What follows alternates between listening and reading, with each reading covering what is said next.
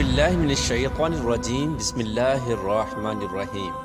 اللہ تبارک و تعالیٰ کے نام سے شروع جو بڑا مہربان اور نہایت رحم کرنے والا ہے۔ آج سے کروڑوں سال پہلے اللہ تبارک و تعالیٰ نے اس کائنات کو تخلیق فرمایا اور پھر حضرت آدم علیہ السلام کے ذریعے اس کائنات کے اندر انسانی زندگی کی بنیاد رکھی۔ اس طرح اللہ تبارک و تعالیٰ نے اس روئے زمین کے اوپر بے شمار قوموں کو آباد فرمایا اور ان قوموں کی طرف اپنے بے شمار انبیاء کرام کو مبعوث فرمایا۔ ہر ایک قوم کی طرف مختلف انبیاء کرام ان کی رشد و ہدایت کے لیے تشریف لائے، یہاں تک کہ 1,24,000 کم و بیش انبیاء کرام اس روئے زمین پر جلوہ فروز ہوئے۔ اور پھر اللہ تبارک و تعالیٰ نے اپنے پیارے حبیب حضرت محمد مصطفیٰ صلی اللہ تعالیٰ علیہ وآلہ وسلم پر نبوت کا دروازہ بند کر دیا، اور اب قیامت تک کوئی بھی نبی اس دنیا میں تشریف نہیں لائے گا۔ یار دوستو، اس طرح بے شمار انبیاء کرام اپنے اپنے وقت میں اپنی اپنی قوموں کی طرف آئے اور دنیا سے واپس چلے گئے، لیکن 4 انبیاء کرام ایسے ہیں جو آج بھی زندہ ہیں اور وہ آج بھی لوگوں کی مدد کرتے ہیں اور ان کو ہدایت کی طرف بلاتے ہیں۔ یہ 4 انبیاء کرام کون کون سے ہیں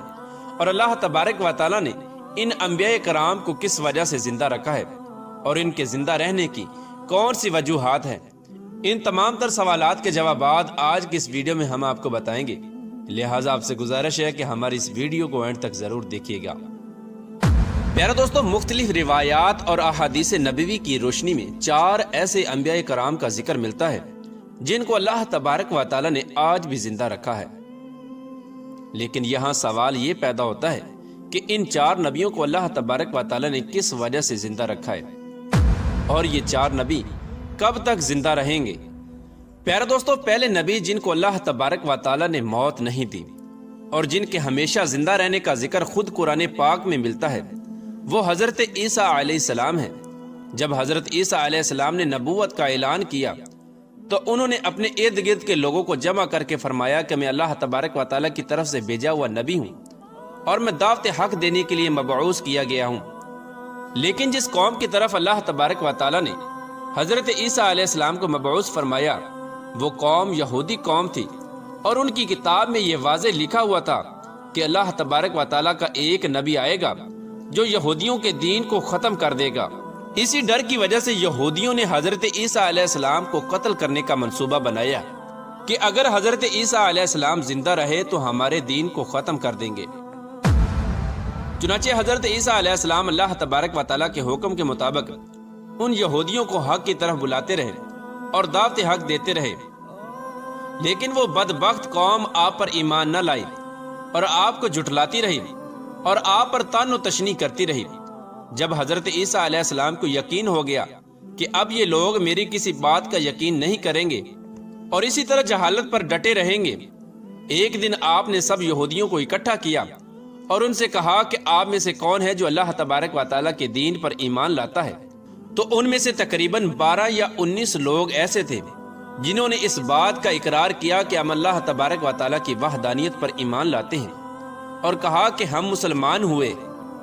اور یقیناً آپ ہماری بخشش کا ذریعہ بنیں گے۔ ان خوش نصیب لوگوں کے علاوہ باقی تمام لوگوں نے دین اسلام قبول نہ کیا اور حضرت عیسیٰ علیہ السلام کو اسی طرح جھٹلاتے رہے اور اپنے سابقہ دین یعنی یہودیت پر قائم رہے۔ چنانچہ جب یہ چند لوگ حضرت عیسیٰ علیہ السلام پر ایمان لے آئے تو یہودیوں نے دیکھا کہ اگر اسی طرح لوگ حضرت عیسیٰ علیہ السلام پر ایمان لاتے رہے تو ہمارا دین تو ختم ہو جائے گا، کیوں نہ ہو کہ حضرت عیسیٰ علیہ السلام کو دعوت حق دینے سے روکا جائے یا معاذ اللہ ان کو قتل ہی کر دیا جائے۔ اس طرح تمام یہودیوں کی مشاورت کے بعد حضرت عیسیٰ علیہ السلام کو قتل کرنے کا منصوبہ بنا لیا گیا۔ چنانچہ یہودیوں نے ایک توتیا نوس نامی شخص کو مقرر کیا کہ وہ حضرت عیسیٰ علیہ السلام کو قتل کر دے۔ ادھر جب توتیا نوس حضرت عیسیٰ علیہ السلام کے پاس ان کو قتل کرنے کے ارادے سے جا رہا تھا تو ادھر اللہ تبارک و تعالیٰ نے ایک فرشتے کو حکم دیا کہ جاؤ اور حضرت عیسیٰ علیہ السلام کو آسمان کی طرف اٹھا لاؤ۔ وہ فرشتہ اللہ تبارک و تعالیٰ کے حکم کی تعمیل کرتے ہوئے حضرت عیسیٰ علیہ السلام کی طرف گیا اور حضرت عیسیٰ علیہ السلام کو اپنے ساتھ آسمانوں کی طرف لے آیا۔ جب آپ آسمانوں پر پہنچے تو آپ کی ملاقات آپ کی والدہ یعنی حضرت مریم رضی اللہ تعالی عنہا سے ہوئی اس وقت آپ کی والدہ نے آپ کو گلے لگا کر پیار کیا تو آپ نے اپنی والدہ سے فرمایا کہ اے اماں جان، اب ہماری ملاقات روز قیامت ہی ہوگی۔ اس طرح جب حضرت عیسیٰ علیہ السلام آسمان کی طرف اٹھائے گئے تو اس وقت ان کی عمر مبارک 33 سال تھی۔ حضرت جبرائیل علیہ السلام آپ کو بدلی کے ذریعے آسمانوں پر لے گئے تھے، اور ادھر یہودی باہر کھڑے ہو کر اس شخص کا انتظار کر رہے تھے جس شخص کو انہوں نے حضرت عیسیٰ علیہ السلام کو قتل کرنے کے لیے بھیجا تھا کہ نہ جانے کب طوطیا نوس حضرت عیسیٰ علیہ السلام کو معاذ اللہ قتل کر کے باہر آئے گا۔ اس طرح جب کافی دیر گزر گئی لیکن وہ شخص واپس نہ آیا تو اس وقت تمام یہودی حضرت عیسیٰ علیہ السلام کے گھر کی طرف گئے، آخر دیکھے کہ ماجرا کیا ہے، تو انہوں نے وہاں ایک شخص کو پایا جس کا چہرہ حضرت عیسیٰ علیہ السلام جیسا تھا۔ انہوں نے اس کو قتل کر دیا، اور قتل کرنے کے بعد انہوں نے دیکھا کہ یہ چہرہ تو حضرت عیسیٰ علیہ السلام جیسا ہے، پر یہ تو ہمارا بھیجا ہوا وہی شخص ہے، یعنی طوطیا نوس ہے جس کو ہم نے حضرت عیسیٰ علیہ السلام کے قتل کے لیے بھیجا تھا۔ یہ ماجرا دیکھ کر تمام یہودی پریشان ہو گئے اور دو گروہوں کے اندر تقسیم ہو گئے، اور تمام یہودی آپس ہی میں لڑنے اور جھگڑنے لگے۔ اس لڑائی کے اندر بہت سارے یہودیوں کا قتل عام ہوا، جس طرح کہ اللہ تبارک و تعالیٰ سورۃ النساء کے اندر فرماتا ہے، اور ان کے اس کہنے کی وجہ سے کہ ہم نے اللہ تبارک و تعالیٰ کے رسول حضرت عیسیٰ علیہ السلام کو قتل کر ڈالا، حالانکہ انہوں نے ان کو قتل نہ کیا اور نہ ہی انہیں سولی چڑھایا، مگر ان کے لیے کسی کو حضرت عیسیٰ علیہ السلام کا ہم شکل بنا دیا گیا، اور بے شک جو لوگ ان کے بارے میں اختلاف کر رہے ہیں وہ شک میں پڑے ہوئے ہیں، اور ان کے پاس کچھ بھی علم نہیں، مگر یہ لوگ گمان کی پیروی کر رہے ہیں۔ بلکہ اللہ تبارک و تعالیٰ نے حضرت عیسیٰ علیہ السلام کو آسمانوں کی طرف اٹھا لیا تھا، اور یقیناً وہ قتل نہیں کیے گئے، اور اللہ تبارک و تعالیٰ غالب حکمت والا ہے۔ حدیث نبوی ہے کہ نبی کریم رؤوف الرحیم صلی اللہ تعالی علیہ وآلہ وسلم نے ارشاد فرمایا کہ حضرت عیسیٰ علیہ السلام قیامت سے پہلے زمین پر تشریف لائیں گے اور سنت نبوی کے مطابق زندگی گزاریں گے۔ حضرت عیسیٰ علیہ السلام ہی سلیب کو توڑیں گے اور دجال کا جڑ سے خاتمہ کریں گے، اور حضرت عیسیٰ علیہ السلام تقریباً 7 برس تک اس دنیا کے اندر زندگی گزاریں گے اور اللہ تبارک و تعالیٰ کے دین کو عام کریں گے۔ آپ کو مدینہ کی سرزمین میں گنبد خضرا میں دفن کیا جائے گا،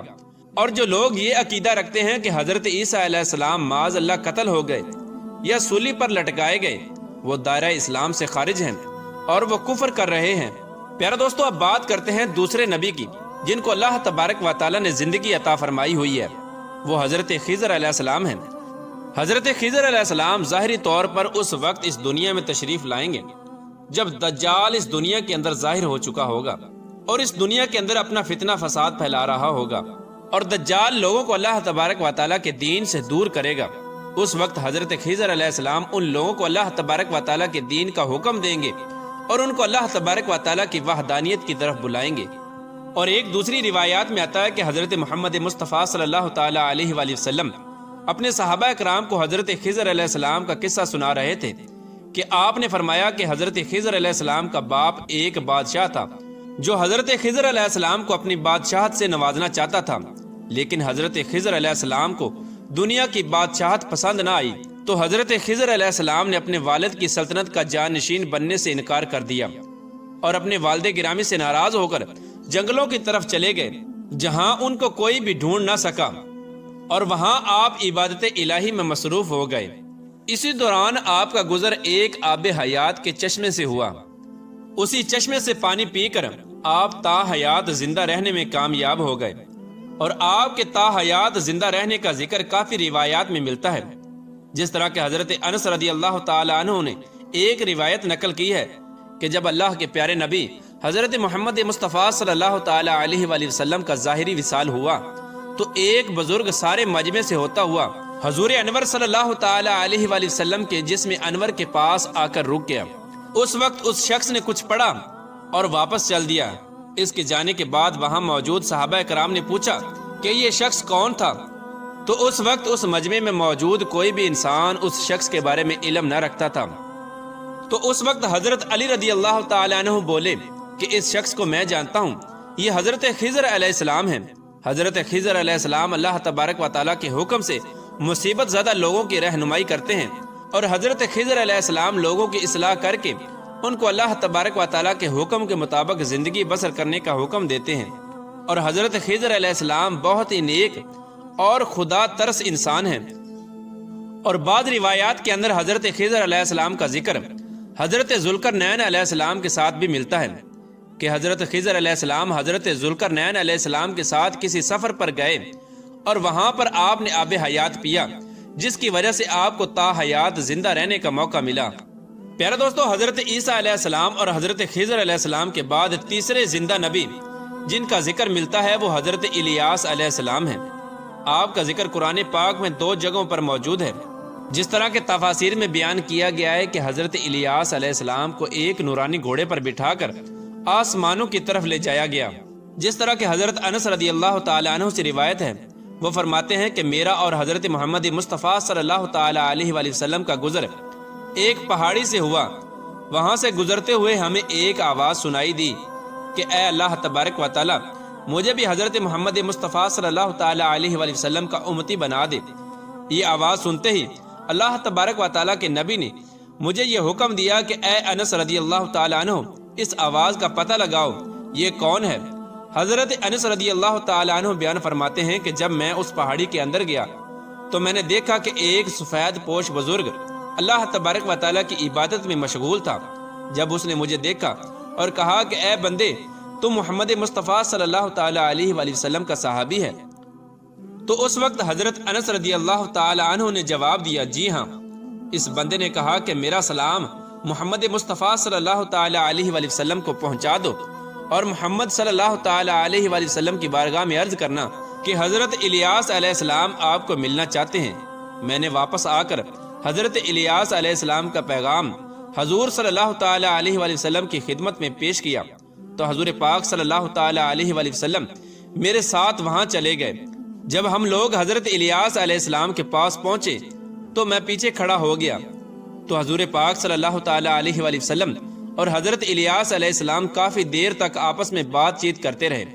اللہ تبارک و تعالیٰ کی طرف سے ان پر آسمان سے کھانا نازل ہوا تو حضرت محمد مصطفیٰ صلی اللہ تعالی علیہ وآلہ وسلم نے مجھے بھی پاس بلا لیا۔ اس طرح ہم تینوں نے مل کر کھانا کھایا۔ جب کھانا ختم ہوا تو میں نے دیکھا کہ ایک سفید پرندہ آسمان سے نیچے کی طرف آ رہا ہے۔ وہ پرندہ حضرت الیاس علیہ السلام کے پاس آیا۔ حضرت الیاس علیہ السلام اس پرندے پر سوار ہو کر آسمان کی طرف چلے گئے۔ بعض علماء کرام نے لکھا ہے کہ حضرت الیاس علیہ السلام اور حضرت خضر علیہ السلام ہر رمضان شریف میں بیت المقدس میں تشریف لاتے ہیں اور وہاں پر روزے رکھتے ہیں اور حج کے موقع پر حج ادا کرتے ہیں۔ یہ دونوں نبی مختلف مقامات پر مصیبت زدہ لوگوں کی مدد کرتے ہیں۔ پیارے دوستو، اب بات کرتے ہیں چوتھے نبی کی جو آج بھی زندہ ہیں۔ وہ حضرت ادریس علیہ السلام ہیں جن کے زندہ ہونے کی بھی روایات ملتی ہیں۔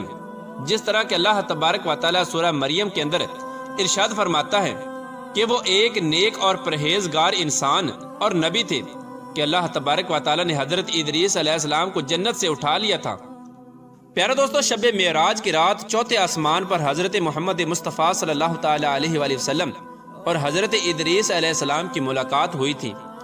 حضرت ادریس علیہ السلام کا چھٹے آسمان پر ہونے کا بھی ذکر ملتا ہے۔ حضرت ادریس علیہ السلام زمین کی سیر و سیاحت کے ساتھ ساتھ اللہ تبارک و تعالیٰ کے ذکر میں مشغول رہا کرتے تھے۔ حضرت ابن عباس رضی اللہ تعالی عنہ فرماتے ہیں کہ حضرت ادریس علیہ السلام ایک درزی کا کام کیا کرتے تھے۔ آپ کپڑوں کی سلائی کرتے جاتے اور اللہ تبارک و تعالیٰ کا ذکر بلند کرتے جاتے۔ جب شام ہوتی تو آپ کی نیکیاں بے تحاشا ہو جاتی۔ زمین پر رہنے والے انسانوں میں سے سب سے زیادہ نیکیاں حضرت ادریس علیہ السلام کی ہوتی اور آپ کی نیکیاں اللہ تبارک و تعالیٰ کے ہاں شمار ہو جاتی۔ حضرت ادریس علیہ السلام کو زندہ آسمانوں کی طرف اٹھا لیا گیا تھا۔ ایک مرتبہ ملک الموت علیہ السلام حضرت ادریس علیہ السلام کی خدمت میں حاضر ہوئے تو حضرت ادریس علیہ السلام نے ان سے کہا کہ مجھے موت کا ذائقہ چکھنا ہے۔ چنانچہ آپ کے کہنے پر ملک الموت علیہ السلام نے آپ کی جان نکال لی اور پھر اللہ تبارک و تعالیٰ کے حکم سے آپ کو زندہ کر دیا۔ آپ نے فرشتے سے درخواست کی کہ میں دوزخ کو دیکھنا چاہتا ہوں۔ پھر آپ کو دوزخ میں لے جایا گیا اور وہاں کی سیر کرائے گی۔ پھر آپ نے جنت کی سیر کرنے کا ارادہ کیا تو آپ کو جنت کی سیر کرائے گی اور آپ کو جنت میں داخل کر دیا گیا۔ جنت کو دیکھنے کے بعد حضرت ادریس علیہ السلام نے یہ فیصلہ کیا کہ اب میں یہیں پر رہنا پسند کروں گا۔ چنانچہ فرشتے نے آپ کو کہا کہ آپ اپنے مقام کی طرف واپس چلے جائیں۔ اسی وقت اللہ تبارک و تعالیٰ کی طرف سے اس فرشتے کو حکم ملا کہ حضرت ادریس علیہ السلام کو یہیں پر رہنے دیا جائے۔ اس طرح جب حضرت ادریس علیہ السلام نے موت کا مزہ چکھا تو اللہ تبارک و تعالیٰ کا وہ حکم بھی پورا ہو گیا کہ کل نفس ذائقۃ الموت، کہ ہر جان نے موت کا ذائقہ چکھنا ہے۔ چنانچہ حضرت ادریس علیہ السلام کی جب روح قبض کر لی گئی تو اللہ تبارک و تعالیٰ کے اس حکم کی تکمیل ہو گئی اور پھر دوبارہ زندہ ہو کر آپ جنت میں داخل ہو گئے۔ اور حضرت ادریس علیہ السلام نے جنت ہی میں ٹھہرنے کا ارادہ کیا تو اللہ تبارک و تعالیٰ نے آپ کی اس خواہش کو پورا کر دیا۔